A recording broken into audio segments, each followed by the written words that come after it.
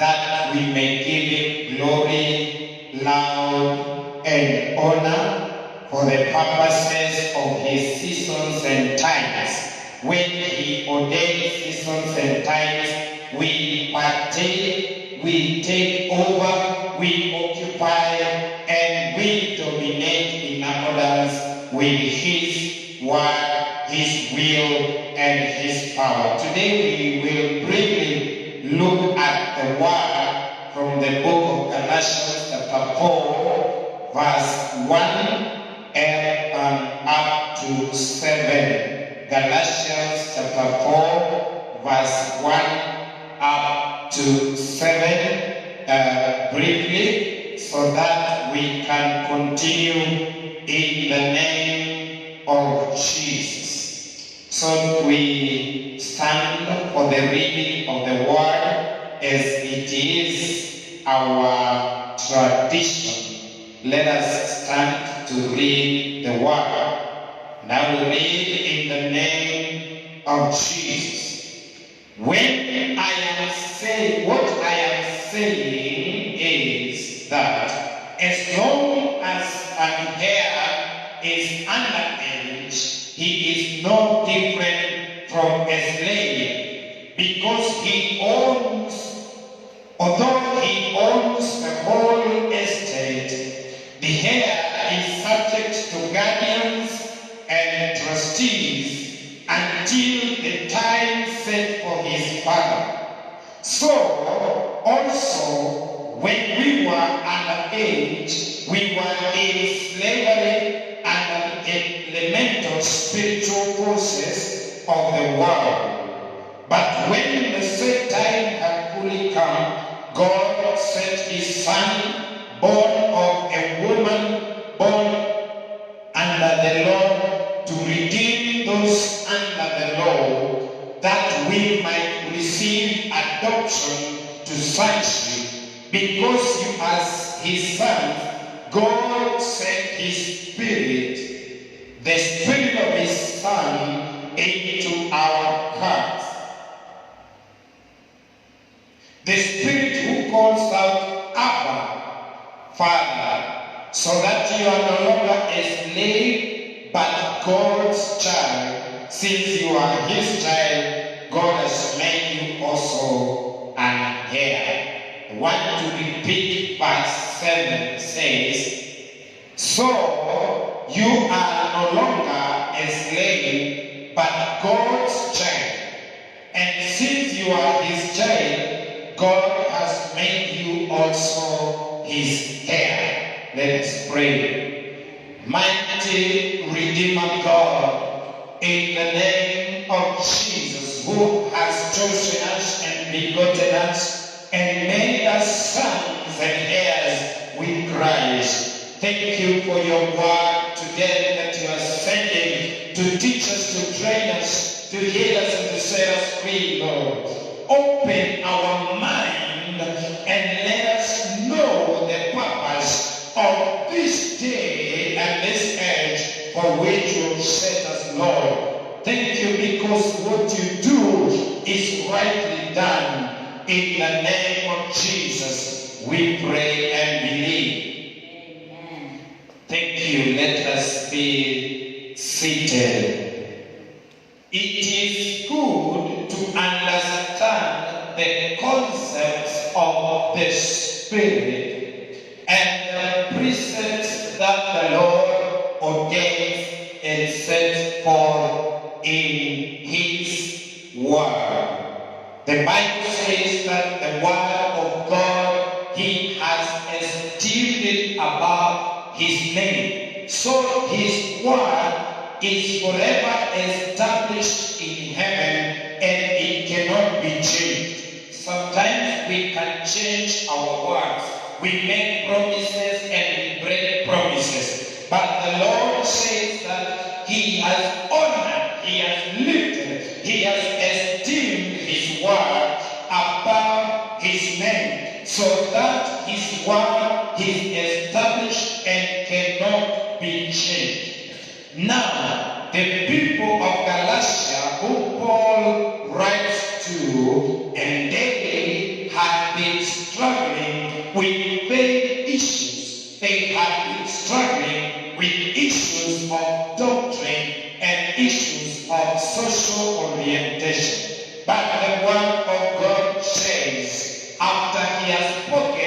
read from chapter 1, chapter 2, chapter 3, where he is asking them, why have you changed your mind concerning the way in which you are operating on? You started well, you continued well, but you are not finishing well. And he tries to explain to them what he means by that. And that is where we are in chapter 4. He says, what I am saying is this: as long as a son, as long as the heir is a child, as long as he is underage, there is no difference between that heir and the slaves in that house.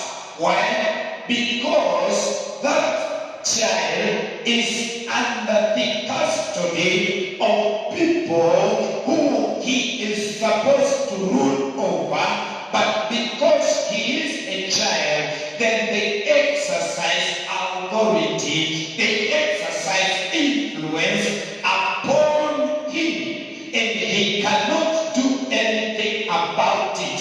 Why? Because the father has set out a timeline that between this age until you are considered to be of age, you shall be subject to the rulership, to the leadership of others whom you have power over, but the power is not yet given to you. And the Bible says, although this heir owns everything, it cannot be entrusted to him because he has not been qualified by experience, by age, and by authorization. Therefore, what he owns will be subject to someone else whom he also owns, because those who have been given the custody of his property are also part of his dominion and territory. And therefore, then, what the word is saying is that it is very, very disadvantageous to remain as a child. God says in the book of John and chapter 1 and verse 10 that those who accepted him, those who received him, he gave them power to be sons. He gave them power to be heirs with him, because sons are the ones that inherit. Therefore, those whom he received, he gave them the power to be sons. Hallelujah. Amen. John chapter 1 and verse 12. Because in 10 says, he was alive and not in the world, but the world did not know him. He came to his own, and his own did not receive him. But then verse 12 says, but those who received him, when we did not know him, we were like children in the world. We were perpetrated by elements, doctrines, winds, forces. We were ruled by fears that we could master and that we could overcome and rule over. And then Christ came. And when he came, he says that those whom received him, those who received the Lord, he gave us the adoption, not to become children of God, but to become sons. For the Lord wants a relationship with sons who can inherit. The Bible does not talk about daughters, because in him, Hebrews says, in him there is no woman, there is no man, there is no Hebrew, there is no Jew, but we are in him as sons of the kingdom who inherit with Christ. That is why Christ came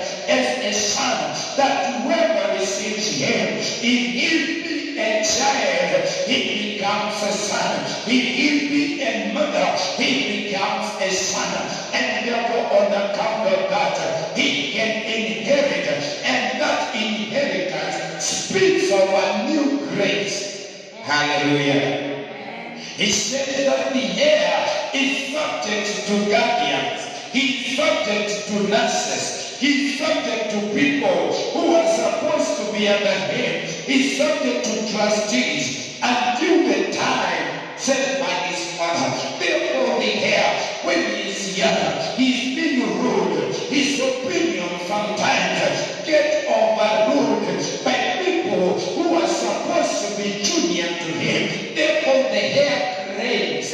He really desires. He craves for the time when he shall be grown, when he shall be given the power, when there shall be a transfer of authority, so that he can command, so that he can countermand, so that he can raise and overrule things that have been done badly. He cannot control because he is a child. He can see this is not being done properly, but he cannot confront because these people who are overruling him, they have been given power by his father.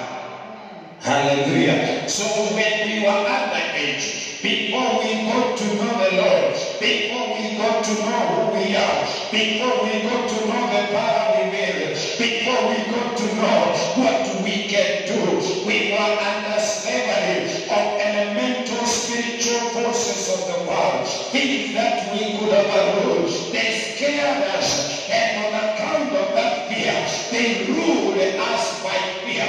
But when the time was fulfilled, the Lord gave us the knowledge of who we are, knowing that he has said, by his stripes we are healed. And therefore in sickness we can stand and confront sickness and overrule the voice of sickness and say, listen, sickness, it is written, by his stripes we are healed. We will not be healed. We were not healed. We are, because the Lord is the Lord of now. And he says, today, if you hear the voice, today, now, by his stripes we are healed. So you confront the testimony of the elemental forces that rule over you. When they say, look, you are poor, you can confront poverty and say, listen, poverty, this is a false testimony, because it is written, let the poor say, I am rich. Now, the testimony may appear different, but the reality is greater than the circumstance that rule. And therefore you can say, listen, it is written, and what you speak, it comes from the spiritual realm and manifests in the physical realm. Yes. And therefore we were ruled. We would get sick, and we would lie down, and we would mourn. We would be depressed because of things that we could control. And that is the time when we did not understand the power of the tongue, the power of confession, the power of declaration. The Bible says that we were under the elemental spiritual forces of the world. But I thank God, because there is always a time and there is always a season. In the book of Ecclesiastes, chapter 1 and verse 9, it says that things that are now, they were there before, and things that will be, they are here today, and there is nothing new under the sun. Therefore, things recycle themselves, so that God has ordained times and seasons, and every time and every season has an event. And chapter 3 says, for everything under the sun there is a time, and for whatever is done in the earth there is a season, and these seasons have their timelines. When the time for the season is over, that time it finishes whatever is happening, and that season manifests the end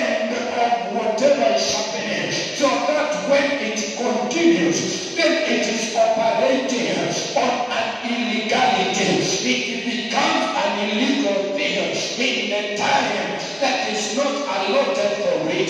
When it is time for drought, we expect it to be dry. We celebrate that drought. We go to the shade and we shelter ourselves from the sun. But when it is the season for rain, when the rain does not come, now the heirs of the kingdom can stand in the gap and say, this is not the season for dryness. It is not the season for drought and petition for the times that the Lord has put in place.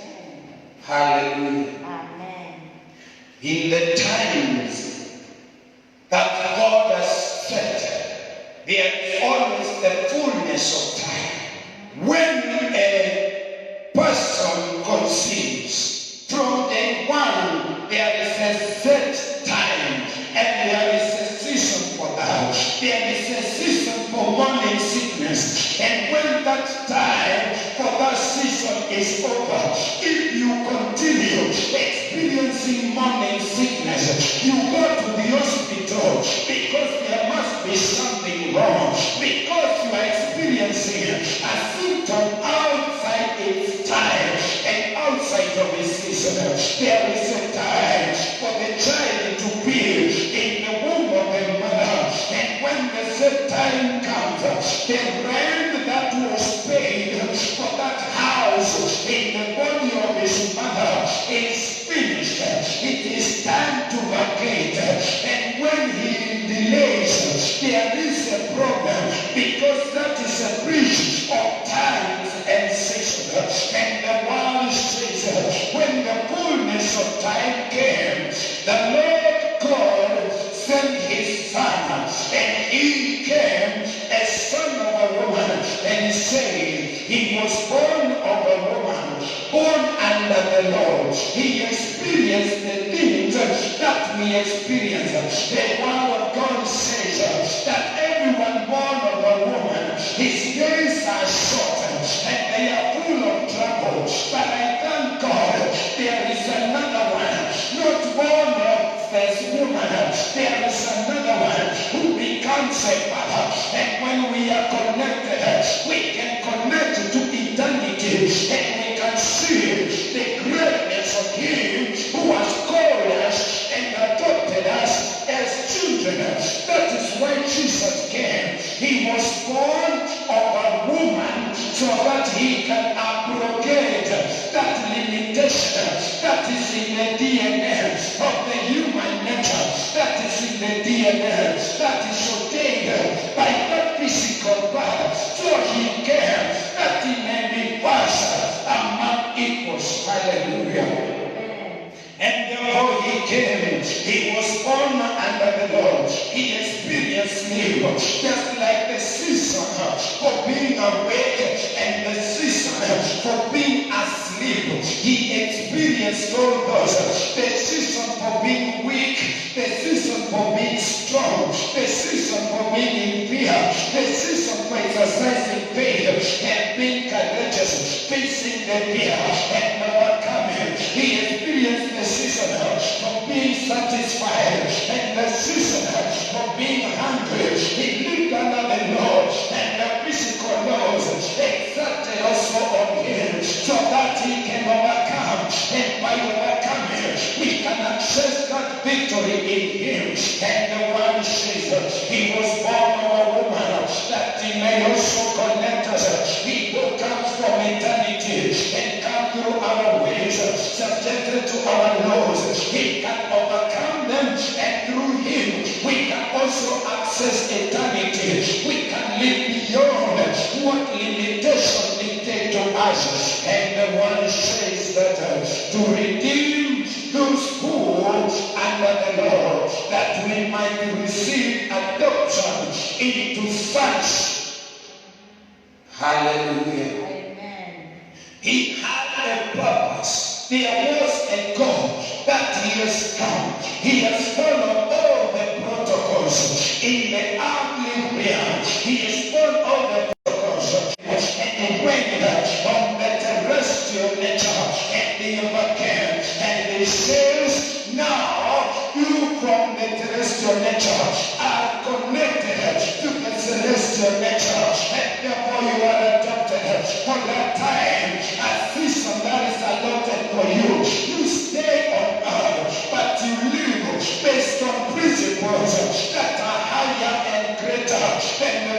principles that limit you on earth. And therefore, because of that, we have been adopted. And when we were adopted, it did not finish there, because there is one adoption, but there is another step, and that is the delegation, the authorization to operate as full sons of the kingdom. We were not to operate as adopted children, but we were to operate as real heirs in the family of God. And he says, because you are his sons, God sent his spirit, the spirit of his son, into our hearts. We were not to be half brothers. We were not to be half children. We were to become the full children of the kingdom of God, in the family of God. Therefore, God changed us. He transforms us by renewing our mind, and not just our mind. He transforms us by giving us the spirit of his son, so that what is in us is the same as what is in his son, that there is no difference, so that we can exercise the authority that was in his son, so that we can make declaration. And the son has said that we may be heirs in the kingdom, and when we are heirs, then it means that we can speak on earth and heaven will comply. Hallelujah. And the Bible says that he sent the spirit of his son into our heart. The spirit who calls us Abba, Father. Abba is the Hebrew word for father. Therefore, it is the spirit that calls Father, Father. In other words, we are perfected. We are no longer just adopted, but we are also begotten, because Jesus is the begotten Son of God, and the Spirit that is in him is also put in us. Then therefore it means that we are also begotten, and we are children of the Most High God. Then the Bible says in verse 7, so you are no longer a slave, so you are no longer subject to the problems that go on. They will come to you just like they come to others. And because you are living on a terrestrial law, you will experience sickness. But in you, there is another power, a higher power that is at work. It can overrule the sickness that comes to try to lay claim to your physical body. And you can overrule it and say, nay, it is written, in him I am healed. Even when there is pain, listen, you are an illegal tenant. In him I am healed. Even when there is bondage, listen, it is the time in the season of authorization. But then as a hair, you can raise a counter motion and declare and make a decree, make a declaration that, listen, I am no longer under the bondage of my people, because Christ was born of a woman, so that he can overcome the blood connection with our parents, that he can come as a son to be a brother. But also not only that, he exceeded that, he superseded that, and he was made a father. Isaiah declares, to us a child is born, a son is given. But when we know his name, one of his name is Everlasting Father. He is a father higher than our father. He is a father to us. His DNA can overrule the weaknesses of the DNA of our fathers, of our mothers. He can overrule, and we can take up that DNA and live victorious in the place of defeat. Hallelujah. Amen. And the word says, we are no longer a slave, but God's child. Look, there is no qualification. It has not been qualified. You are no longer a slave. You are God's child. You are not just adopted child, but you are fully begotten, because the spirit operates in you. You are no longer an adopted child, but you are now a begotten child, a child of the Lord. And since you are his child, God has made you an heir. What does it mean to be an heir? Once you have reached of age, and once you have been given that authority, it means now you can arise and overrule CEOs. You can arise and overrule kings. You can arise and overrule situations, familiar ties, familiar altars. You can arise and overrule that which was exalting negatively upon you. You can arise and make declaration and declare and say, today this has been like that, but today I am putting us to order, and the earth will comply, heaven will enforce, because a hair has spoken. He has made us a hair in his kingdom, in his household. So what we speak has his authority, because we have his spirit, and that spirit makes us equal, makes us to be heirs with him. By the grace that is in him, we are hidden with him. The word of God says he has seated us in heavenly places. We are already seated in heavenly places with Christ Jesus as sons of the kingdom. We are not overtaken by the events of this world, because he predestined us, he adopted us, he begotten us, and then he gave us power. He has given us power that we may exercise it.